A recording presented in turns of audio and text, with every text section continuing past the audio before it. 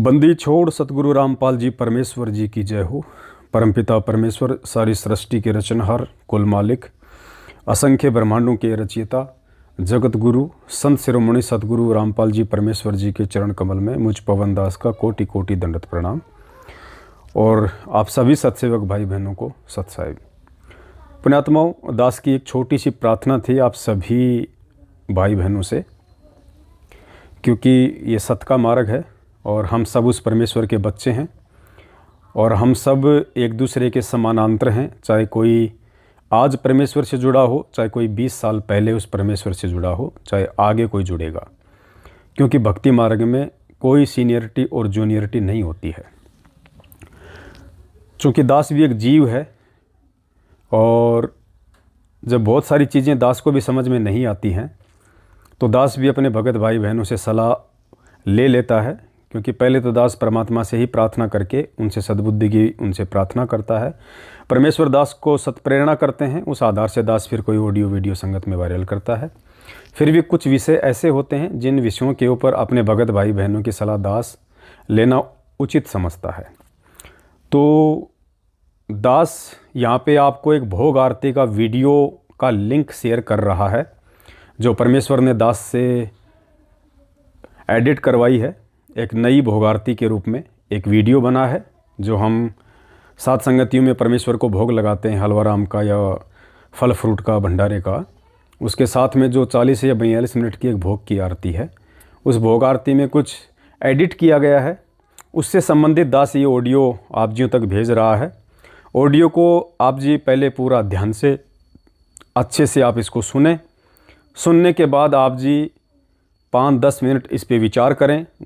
आप गुरुदेव से सद्बुद्धि मांगिए और आपका उस भोग आरती के वीडियो के कमेंट्स बॉक्स में या वैसे किसी भी ग्रुप में जो भी आप अपना कमेंट्स डालें, आप अपने विचार रखें, तो वो कोई जल्दबाजी वाले ना हो, कोई जोश में होश खोकर बताने वाली बातें ना हो, उत्तेजना वाली बातें ना हो। बहुत सोच समझ के कि वास्तव में ये ठीक है या नहीं है, ऐसा ही होना चाहिए या नहीं होना चाहिए, या आगे ऐसा ही होगा। इन सभी बातों पे गंभीरता से विचार करके आप जी अपनी राय देना। तो बात ये है कि परमेश्वर ने भोग आरती में कुछ एडिट करवाया है, तो उससे पहले दास थोड़ा सा आप जियों को समझाना चाहेगा कि पुण्यात्माओं, इतना तो हम सबको परमेश्वर के द्वारा बख्शीश सद्बुद्धि से ये फाइनल हो ही गया है कि धरती पे सतगुरु रामपाल जी भगवान के रूप में ही पूर्ण परमेश्वर कबीर साहिब जी प्रकट हैं। और परमेश्वर ने हमें जो ये विधि बताई है भोग आरती की, ये परमेश्वर ने हमें सिखाया है कि हमने किस प्रकार से परमेश्वर को भोग लगाना है। आज से पहले हमें वो परमात्मा समझ में नहीं आ रहा था। भले ही हम सतलोक आश्रम बरवाला में भी यही भोग की आरती किया करते थे, जब गुरुदेव साथ साथ में किया करते थे। और उसके बाद भी हम लोगों को जब तक समझ में नहीं आया था कि सतगुरु रामपाल जी भगवान ही पूर्ण परमात्मा है, तब तक हम सब कबीर जी का प्रगट दिवस भी मना रहे थे, उस दाढ़ी मूछ वाली फ़ोटो को परमेश्वर मान के। और ये भोग की आरतियाँ भी हम लोग लगा रहे हैं सत्सेवक बनने के बाद में। लेकिन धीरे धीरे परमात्मा अपने दासों पे, दासियों पे सद्बुद्धि की दया बख्शते हैं और धीरे धीरे इस भक्ति में परमात्मा नवीनीकरण लेके आते हैं। तो दास की विनती ये थी, पुण्यात्माओं, अब धरती पे परमात्मा प्रकट हैं और सतगुरु रामपाल जी भगवान ने सतलोक आश्रम बरवाला में या उससे पहले जहाँ जहाँ भी उन्होंने सत्संग किए, और सत्संग से पहले उन्होंने जो भोग लगाया दाढ़ी मूछ वाली फ़ोटो को, जिसको हम कबीर जी की फ़ोटो कहते हैं, भगवान की फ़ोटो कहते हैं, तो उन्होंने तो मात्र इसलिए भोग लगाया कि कोई भी व्यक्ति संत रामपाल जी को भगवान नहीं मान रहा था, उन्हें भगवान के रूप में नहीं पहचान रहा था, नहीं जान रहा था। इसलिए संत रामपाल जी भगवान की ये मजबूरी समझ लो या ये ज़रूरी समझ लो कि उन्होंने कबीर जी की फ़ोटो को एक माध्यम बना के कि भाई ये परमात्मा है, ऐसा परमात्मा है, उन्होंने उनको भोग लगाया।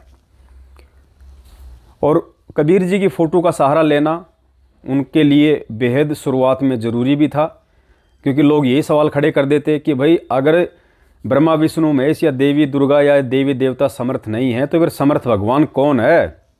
तो गुरुजी कहते भाई वो कबीर परमात्मा है, देखो ये वेदों में लिखा हुआ। फिर हम कहते वो भगवान है कैसा, उसकी शक्ल कैसी है। तो फिर परमेश्वर ने इस चीज़ के लिए उस दाढ़ी मूंछ वाली उस फोटो का सहारा लिया, उन नीचे के देव देवताओं की भक्ति को छुड़वाने के लिए, उन आदि अधूरी शास्त्र विरुद्ध साधनाओं से हम आत्माओं को दूर करने के लिए परमेश्वर ने फिर उस दाढ़ी मूंछ वाली फोटो का सहारा लिया कि भाई ऐसा है परमात्मा।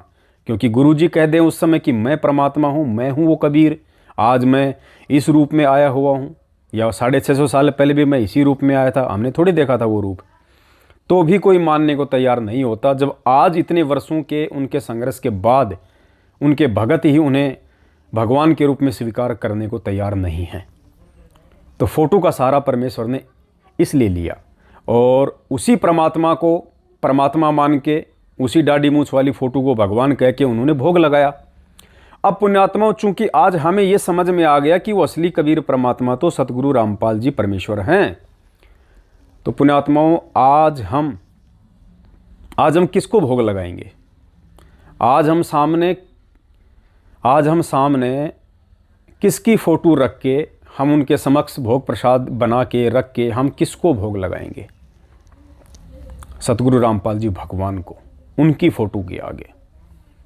चलो आज तो हम फोटो के आगे लगा रहे हैं, कल को गुरुजी आश्रम में भी आएंगे, और अब की बार जब परमेश्वर आश्रम में आएंगे तो उस समय आएंगे जब प्रत्येक आत्मा को जो प्रभु प्रेमी होगी, जिसको परमात्मा की प्यास होगी, जिसको मोक्ष चाहिए, उन आत्माओं को परमेश्वर ये जचा देंगे कि धरती पे भगवान कौन है, हमने किसकी भक्ति करनी है, हमने किस परमात्मा को और कौन से परमात्मा की तस्वीर को, उनके स्वरूप को अपनी अंतरात्मा में बैठाना है।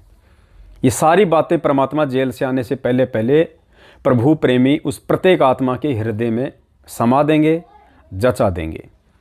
तो भोग अब जब गुरुदेव आश्रम में आएंगे जहाँ भी, तो भोग पुण्यात्माओं हम किसको लगाएंगे?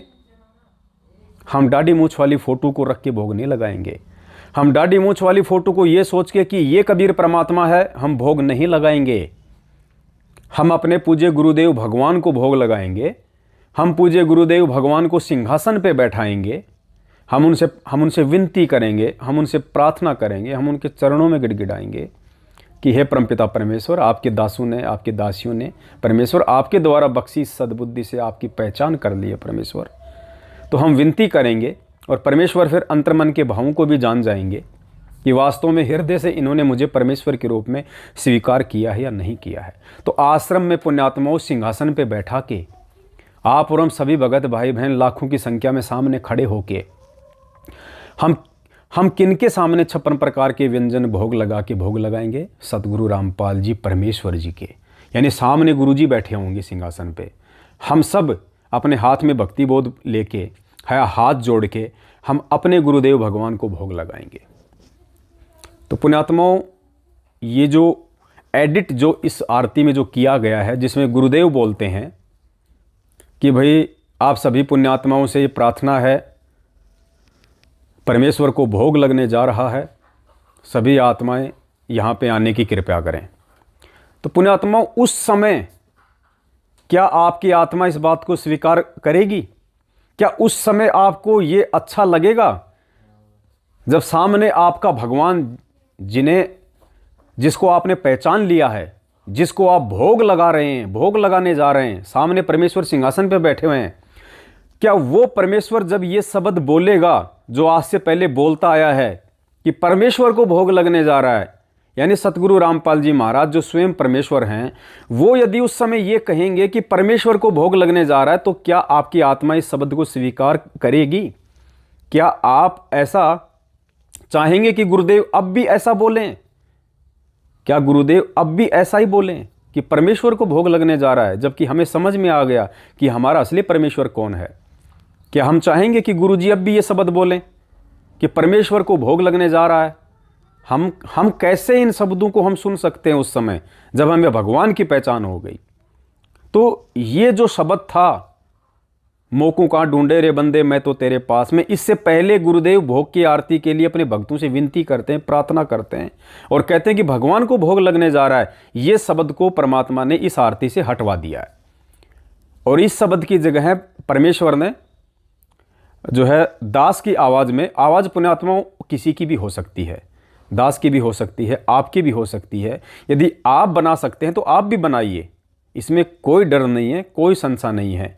लेकिन जो बनाने वाला है वो परमात्मा का सच्चा भगत होना चाहिए। उसके मन में गुरुदेव के प्रति किसी प्रकार की कोई मीन में कोई संशय, कोई शंका नहीं होनी चाहिए। यदि उसके मन में, उसके अंतरात्मा में यदि इस परमेश्वर को लेकर कोई त्रुटि होगी तो वो शब्द उसके काम नहीं करेंगे, वो स्वीकार्य नहीं होगा, उल्टा वो दोषी बन जाएगा। तो बनाने को तो कोई भी बना सकता है, कोई भी अपनी आवाज़ डाल सकता है, उसमें कोई बड़ी बात नहीं यदि कोई भगत है तो दास ने आरती बनाई है, इसलिए दास ने अपनी आवाज़ में और अपने भगत भाई बहनों को जो है प्रार्थना स्वरूप में ये शब्द कहे हैं कि भाई, जैसा कि आप जी सुनेंगे अभी आगे चल के उस आरती में, जिसमें शुरू में कहा गया है कि सत साहिब पूर्ण परमात्मा, सारी सृष्टि के रचनहार, कुल मालिक, कबीर परमेश्वर, तीनों लोकों में प्रवेश करके सबका धारण पोषण करने वाले जगत गुरु संत श्रोमणी सतगुरु रामपाल जी भगवान की जय हो। और फिर उसमें कहा गया है आगे कि पूर्ण परमेश्वर के आश्रम में उपस्थित आप सभी भक्त भाई बहनों से प्रार्थना है, पूर्ण परमेश्वर गुरुदेव भगवान सतगुरु रामपाल जी परमेश्वर को भोग लगने जा रहा है और आप सभी आत्माएं आरती में शामिल हों। तो एक ये प्रार्थना की गई है भगत समाज से, क्योंकि ये प्रार्थना यदि गुरुजी करेंगे तो फिर पुण्यात्मा हमारा जीना धिक्कार है। फिर हम मतलब सामने भगवान जिसे हमने पहचान लिया और वो भगवान ये बात कहे कि भाई भगवान को भोग लगने जा रहा है, तो ये शर्म की बात आप और हमारे लिए। वो तो गुरुदेव उस समय तक ही बोल रहे थे जिस समय तक हमने गुरुदेव को भगवान के रूप में स्वीकार नहीं किया था, उनको नहीं पहचाना था। तब तक तो ठीक था, क्योंकि परमात्मा की मजबूरी भी थी, वो ज़रूरी भी था कि जब तक ये नालायक मुझे भगवान नहीं मानेंगे, मुझे परमेश्वर के रूप में नहीं देखेंगे, तब तक तो मुझे दाढ़ी मूंछ वाली फ़ोटो को ही परमात्मा मानना पड़ेगा और दाढ़ी मूंछ वाली फ़ोटो को ही मुझे भोग लगाना पड़ेगा, भगवान बता के, परमेश्वर बता के। और जब इन नालायकों को समझ में आ जाएगा तो मुझे बताने की ज़रूरत ही नहीं पड़ेगी। जैसे गुरुदेव ने लाल और लालड़ी वाली वो कहानी सुनाई, तो उस ताऊ ने उनकी परीक्षाएं तो ली थी ये कि ये बच्चे स्वयं निर्णय कर लें कि लाल क्या है और लालड़ी क्या है, मुझे माथा पच्चा करने की जरूरत ही ना पड़े। तो परमेश्वर केवल हमें भगवान की पहचान करवाना चाहते थे कि असल में परमात्मा है कौन। तो आज वो पहचान परमात्मा ने साध संगतियों के माध्यम से अपने सद्बुद्धि देके हमें ये करवा दी है। तो अब भी क्या हम चाहेंगे कि सतगुरुदेव जी कहें कि भगवान को भोग लगने जा रहा है, आ जाओ सारे भगत भाई बहन। तो इसलिए परमात्मा ने वहाँ पे सत प्रेरणा करके और ये एडिट करवाया। 2 मिनट रुक जाए एक बार। तो परमात्मा ने ये एडिट करवाया है। तो सबसे पहले तो आपको यहाँ पे अपनी राय जो है वो व्यक्त करनी है कि क्या ये उचित है, क्या ये सही है, या सारा जीवन हम लोग इसी प्रकार से अपने परमेश्वर को ही ये कहते रहने देंगे कि गुरुदेव ही बोलते रहें कि आओ भाई भगवान को भोग लग रहा है, भगवान को भोग लग रहा है। तो भाई दास को तो देखो वहाँ पे आत्मस्वीकार नहीं करती है कि मैंने जिस गुरुदेव भगवान को भगवान के रूप में स्वीकार कर लिया, पहचान लिया, वो अपने मुख से कहें कि भगवान को भोग लगने जा रहा, तो मेरा तो फिर वो जीना धिक्कार है। तो एक तो ये यहाँ पे शुरुआत में जो एडिट हुआ है, इस पे आप जी को अपनी राय व्यक्त करनी है बहुत सोच समझ के। फिर आगे चल के इसमें जो एडिट हुआ है वो हुआ है, लास्ट का जो शब्द आता है, आज लग्या साहिब को भोग दीन के टुकड़े पानी का। उससे पहले जो गुरुदेव विनती करते हैं कि हे परमेश्वर, हे पूज्य परमेश्वर कबीर साहब, उन्हीं के स्वरूप, उन्हीं के अवतार गरीबदास जी महाराज, उन्हीं के स्वरूप स्वामी राम देवानंद जी महाराज, आप जी का भोग प्रसाद तैयार है, आप अपनी पवित्र रसना से इसे पवित्र करने की कृपा करें। तो पुण्यात्माओं, वहाँ भी परमात्मा ने प्रेरणा करके ये एडिट करवाया है, क्योंकि हमारे गुरुदेव भगवान जिनके लिए हमने भोग प्रसाद बनाया है, जिनको हम भोग लगा रहे हैं, जिनको हम भगवान के रूप में स्वीकार कर चुके हैं, तो हमने तो केवल उन्हीं से प्रार्थना करनी है। हमने गरीबदास जी महाराज जी को भोग नहीं लगाना, ना उनको भोग लगाने से हमारा कोई भला होगा। हमारा भला होगा उनकी वाणियों को समझने से, उनकी वाणियों को गाने से भला नहीं होगा, उनकी वाणियों को समझ के हमारे अंदर एक विश्वास पैदा होगा कि सच्चा नाम क्या है, सच्चा गुरु क्या है, सच्चा भगवान क्या है, सच्चा भक्ति मार्ग क्या है। तो गरीबदास जी महाराज जी को भोग लगाने से हमारा भला नहीं होगा और ना हमने कोई लगाना है, क्योंकि यदि हम उनको भोग लगा रहे हैं, गरीबदास जी का भी नाम यदि हम यहाँ पे लेंगे तो फिर तो हम गुरु जी के बराबर उनको उपमा दे रहे हैं। फिर स्वामी रामदेवानंद जी महाराज, आप जी का भी भोग प्रसाद तैयार है। स्वामी रामदेवानंद जी महाराज तो हमारे भगत भाई हैं, वो तो हमारे भगत भाई थे। वो तो लीलामय रूप से गुरु जी ने उनको अपना गुरु बना रखा था देश और दुनिया के सामने। जैसे काशी में 650 साल पहले कबीर जी ने रामानंद जी को अपना गुरु बना रखा था। तो रामानंद जी भी तो 2 कोटि के जीव थे, आप और हमारी तरह एक प्राणी थे, भगवान थोड़ी थे वो, भगवान के वो गुरु थोड़ी थे।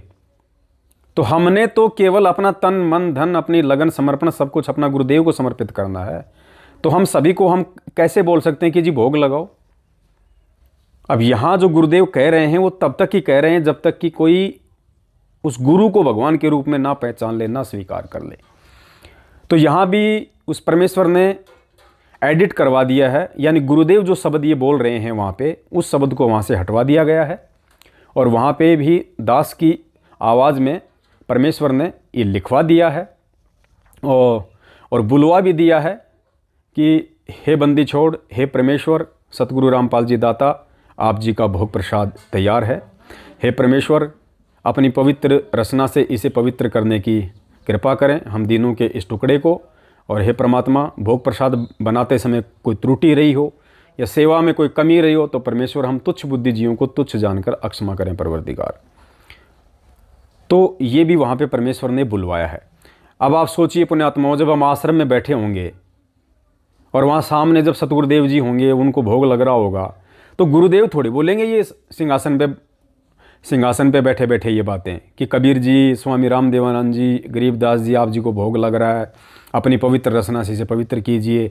और हम तुच्छ जीवों से, यानी गुरु जी सामने बैठ के ये शब्द कहें कि हम तुच्छ जीवों को तुच्छ जानकर अक्षमा करना परिवारदिगार। तो पुण्यात्माओं, हम सबका तो फिर मरण समान हो जाएगा। आज से पहले तो चलो हम सुन रहे थे, आज से पहले हम कर भी रहे थे, क्योंकि हमें पता नहीं था कि भगवान कौन है। हम तो दाढ़ी मूंछ वाले को भगवान मान के ये सब कुछ वो कर रहे थे। लेकिन जब पता चल गया कि गुरुजी ही भगवान है, तो गुरुजी के मुख से हम ये कैसे वो सुन सकते हैं कि हम तुच्छ जीवों को। फिर हम क्या कर रहे हैं वहाँ पे खड़े खड़े, हम क्या सुन रहे हैं। अगर गुरुजी ये शब्द वहाँ कहेंगे कि हम तुच्छ जीवों को तुच्छ जानकर अक्षमा करना, तो हम खड़े खड़े वहाँ पे क्या मुँह देख रहे हैं फिर। तो पुण्यात्माओं, भगत की महिमा, भगवान की महिमा तो भगत करेगा। अब सारा जीवन ये भगवान सतगुरु रामपाल जी परमेश्वर ये थोड़ा दूसरों को भगवान बोलता रहेगा। अरे फिर इनको भगवान कौन बोलेगा, कब बोलेगा, और नहीं बोलेगा तो सतलोक क्या फिर खाक जाएगा। क्या सारा जीवन परमात्मा यूं ही बोलते रहेंगे? क्या सारा जीवन परमात्मा यही सोचेंगे कि ये नालायक कब समझेंगे? क्योंकि खुद तो वे अपने आप को भगवान कहेंगे नहीं, क्योंकि परमात्मा लीला कर रहे हैं अपने आप को छुपा के। हम उन्हें भगवान कहेंगे नहीं तो बात कैसे बनेगी। जैसे गुरुदेव ने एक सत्संग में कहा कि ये जो दाढ़ी मूंछ वाली फ़ोटो है ये तो हाथ से बनाई हुई है, और वो भगवान 650 साल पहले आया, उसको हमने देखा नहीं कौन से रूप में आया था, और आज जिस रूप में आ जाए उसको तुम मानो नहीं कि ये भगवान है, तो बात कैसे बनेगी। तो पुण्यात्माओं, वहाँ परमेश्वर ने एडिट करवाया है, और जिसको हम भगवान मान चुके हैं हृदय से, हम उन्हीं से प्रार्थना करेंगे सतगुरु रामपाल जी दाता से कि परमेश्वर आप जी का भोग प्रसाद तैयार है, आप अपनी पवित्र रचना से इसे पवित्र करने की कृपा करें। तो वहाँ पे ये एडिट करवाया है, और आगे चल के फिर एज इट इज़ वो पूरा वो शब्द है। फिर उस शब्द में लास्ट में चल के एक वाणी आती है कि साध संगत से भेद जो पाया, स्वामी राम देवानंद जी ने सफल बनाया, दास रामपाल को राह दिखाया श्री धाम छुड़ाने का। तो वो वाणी वहाँ से जो है परमेश्वर ने प्रेरणा करके वो हटवा दी है, क्योंकि वो वाणी गुरुजी ने अपने मुंह बोले गुरुजी के लिए, गुरु शिष्य परंपरा को बनाए रखने के लिए, और एक भगत के लिए भगवान या गुरु का रोल कितना अहम है उसको दर्शाने के लिए गुरुदेव ने वो वाणी वहाँ पे जो है वो जोड़ी हुई है। तो अब सोचो, सामने बैठे हैं गुरुजी सिंहासन पे, हम भोग लगा रहे हैं, और गुरुजी ये शब्द कहें कि साध संगत से भेद जो पाया, स्वामी राम देवानंद जी ने सफल बनाया, दास रामपाल को राह दिखाया। तो पुण्यात्माओं, हम कैसे ये शब्द वो सुन सकते हैं अब भगवान समझ में आने के बाद में? क्या हम ये शब्द हम सुन सकते हैं कि हमारी आत्मा इन शब्दों को स्वीकार करेगी कि दास रामपाल को राह दिखाया? किसने? स्वामी राम देवानंद जी महाराज जी ने। तो जब रामपाल जी को ही राह दिखाने वाले राम देवानंद जी महाराज हैं, तो फिर तो राम देवानंद जी को भोग लगाना चाहिए। फिर हम रामपाल जी भगवान को भोग क्यों लगा रहे हैं? तो वहां से ये वाणी परमात्मा ने हटवा दी है। तो ये 3 जो है वो चेंजेस इस वाणी में हुए हैं। और पुण्यात्माओं, सारा विधान परमात्मा का आने वाले समय में चेंज होगा, ये बदलेगा। क्योंकि अभी तक तो उस परमात्मा ने केवल हमारे को समझाने के लिए ये रिहर्सल की है, अपने आप को दास के रूप में, अपने आप को एक भगत के रूप में, अपने आप को एक तुच्छ जीव के रूप में साबित करते हुए, ताकि हम समझें। जैसे जब बच्चा जब पहली उसमें जाता है, LKG में, जब पहली कक्षा में बच्चा जाता है, तो वो टीचर की मजबूरी होती है उसको बोल बोल के सुनाना, A for Apple, A for Apple. अरे ऐसा नहीं है कि उस टीचर को आता नहीं है, या वो टीचर जानता नहीं है कि A4 का मतलब एप्पल होता है, या वो टीचर गा के बोलेगा तो ही वो टीचर वो इस चीज़ को समझ पाएगा। टीचर को तो सब पता है कि एप्पल क्या होता है, एप्पल की स्पेलिंग क्या है। वो हम नादानों को समझाने के लिए इस तरह की वो एक्टिंग करता है। और जब वो बच्चे वो समझ जाते हैं कि A4 की एप्पल का मतलब सेब होता है, उसके बाद ना तो वो टीचर गाता है और ना वो बच्चे वो इस प्रकार से वो गा गा के करते हैं। उनको फिर आ जाता है उनको समझ में। फिर उस टीचर को गाने की आवश्यकता नहीं पड़ती, उस टीचर को माथापच्ची करने की आवश्यकता नहीं पड़ती। उसको तब तक की आवश्यकता है जब तक वो बच्चे इस बात को अपने हृदय में ना संभालें कि एप्पल का मतलब सेब होता है। तो गुरुदेव कबीर जी की दाढ़ी मूंछ वाली फोटो को भगवान के रूप में तभी तक पेश कर रहे हैं और तभी तक अपने आप को एक भगत और एक दास के रूप में पेश कर रहे हैं, जब तक कि उनके बच्चे उनको भगवान के रूप में स्वीकार ना कर लें कि एप्पल का मतलब सेब होता है, कि संत रामपाल जी का मतलब भगवान होता है। जब तक इस बात को हम स्वीकार ना कर लें। तो ये छोटा सा दास की एक प्रार्थना थी जो आप सभी भाई बहनों से दास सलाह लेना चाहता है। देखो पुण्यात्माओं, हो सकता है दास इसमें गलत भी हो सकता है, क्योंकि मैं भी 2 कोटि का जीव हूँ, और इसलिए दास नहीं चाहता कि इस भक्ति मार्ग में किसी भी प्रकार की कोई त्रुटि हो। क्योंकि आने वाले समय में तो शब्द भी सतगुरु रामपाल जी भगवान के लिए शब्द बनेंगे, भजन बनेंगे, वाणियाँ बनेगी, तो कौन कौन बनाएगा, कौन गाएगा? उनके भगत ही गाएंगे। जैसे आज शेरावाली माता के कितने भजन बने हुए हैं, बाबा श्याम जी के कितने भजन बने हुए हैं, रामचंद्र जी के, हनुमान जी के लाखों भजन बने हुए हैं। कौन गा रहे हैं? वो हनुमान जी ने थोड़े गाए अपने लिए।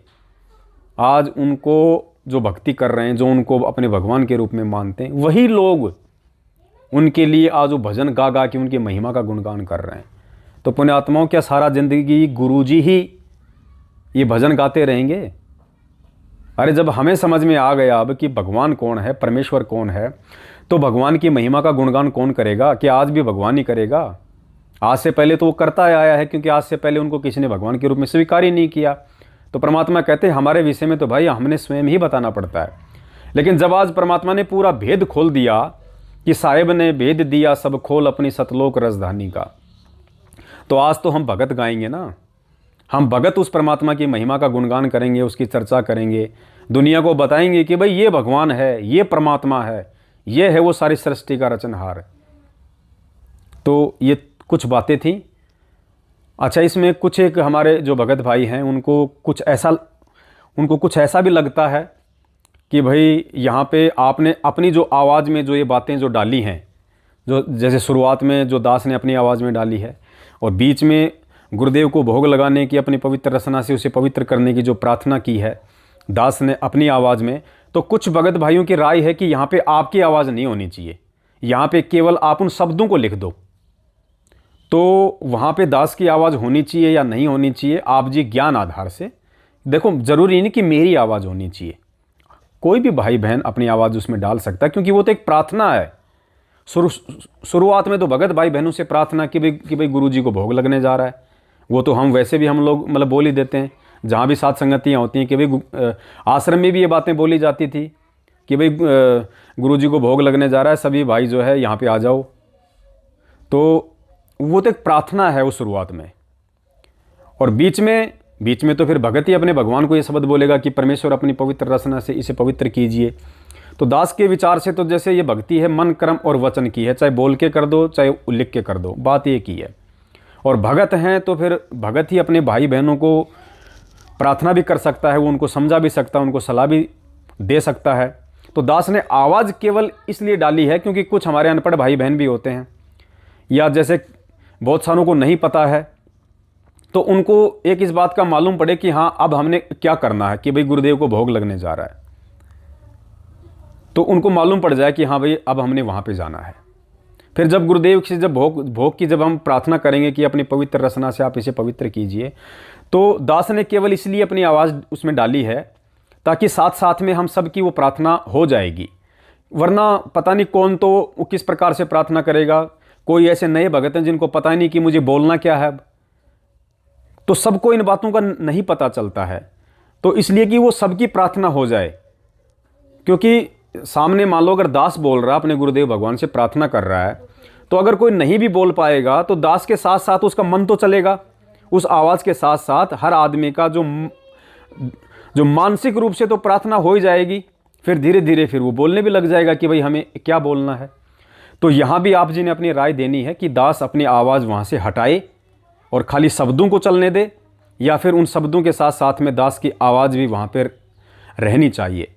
देखो इसमें कोई ये पक्ष और विपक्ष से दूर हट के आप ये ना सोचिए कि ये पवन भगत जी हमें बोल रहे हैं या पवन भगत जी हमें ये कमेंट्स मांग रहे हैं। दास की जगह यदि कोई दूसरा भाई भी आपसे राय मांगता, उस हिसाब से आपने बहुत सोच समझ के कि जो परमेश्वर ने ये जो 42 मिनट का जो ये आरती जो बनवाई है यूट्यूब पे दास ने डाली है, जो लिंक दास ने आपको भेज दिया, जिसको पूरा देख के या उन चेंजेस को देख के, जहाँ जहाँ ये चेंजेस हैं खाली उनको चेक करके, और आपको लगे कि वास्तव में ये सही है या गलत है, तो आप जी अपनी राय शॉर्ट में आप जी ज़रूर दें। इसमें कोई ज़रूरी नहीं है, हो सकता है दास भी इसमें कुछ गलत हो सकता है, या हो सकता है जिस भाई बहनों को समझ में नहीं आ रहा उनकी भी कोई त्रुटि हो सकती है। तो अगर दास की त्रुटि है तो आप दास को बताइएगा, दास अपनी गलती को स्वीकार करेगा, दास फिर इस चीज़ को यहाँ से हटा देगा। फिर जैसा भाई हो रहा है फिर उसी को चलने दो, कोई दिक्कत नहीं है। बाकी दास की आत्मा तो स्वीकार इस बात को बिल्कुल नहीं करेगी। दास तो भाई जो परमात्मा जो प्रेरणा करेगा, ठीक है भाई, संगत पे दास इस चीज़ को ज़बरदस्ती लागू नहीं करेगा अगर आप लोगों को समझ में अभी तक नहीं आ रहा है तो। लेकिन दास तो उसी हिसाब से करेगा जिस हिसाब से परमेश्वर ने ये आरती जो ये सेट करवाई है। बाकी संगत पे दास फिर इसी वीडियो को हटा देगा, यूट्यूब पे नहीं डालेगा, क्योंकि ये दबाव का मार्ग नहीं है, ये किसी की आत्मा को कोई मतलब आघात पहुंचाने वाला ये मार्ग नहीं है। तो मेरी वजह से या इस वीडियो की वजह से या मेरी आवाज़ की वजह से यदि किसी को कोई चोट पहुंचे, किसी को अच्छा ना लगे, तो दास इस वीडियो को यूट्यूब से हटा देगा। और साथ संगतियों में जिस प्रकार से जो परमेश्वर को भोग लगता आ रहा है उसी हिसाब से भोग लगता रहेगा। बाकी दास अपने घर पे तो जैसे दास को परमेश्वर ने प्रेरणा की उस हिसाब से दास अपनी आरती करता रहेगा। तो ये कुछ बातें थी। तो दास की विनती है हाथ जोड़ के आप सभी भगत भाई बहनों से, आप जी बहुत सोच समझ के और इस पे अपने इस पे अपने कमेंट्स दें, इस पे अपना राय दें। सत साहिब बंदी छोड़ सतगुरु रामपाल जी परमेश्वर जी की जय हो। सत साहिब।